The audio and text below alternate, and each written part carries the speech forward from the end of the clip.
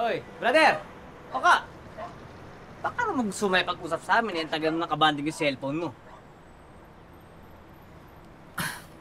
Mga brother, kailangan ko kasing umuwi sa amin eh. Bakit brother? Anong problema?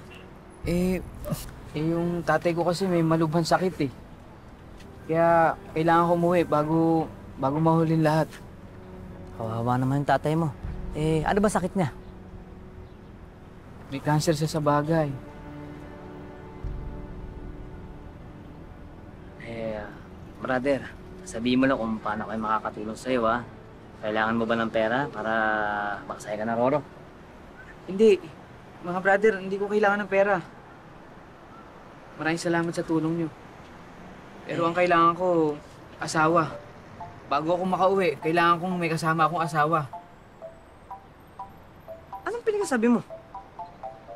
Naipangako ko kasi sa tatay ko na may asawa na ako.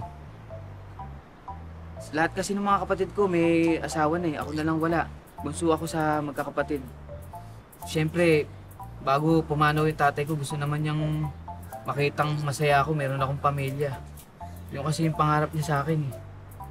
Eh, isa't kalahating tanga ka naman pala, brother. Bakit mo ginawa yun? Eh mga brother, hindi ko naman alam na aabot sa ganito eh. Na kailangan pag umuwi ako sa amin, meron akong kasamang asawa. Siyempre, ayoko namang sumama loob sa akin yung tatay ko kapag umuwi ako dun.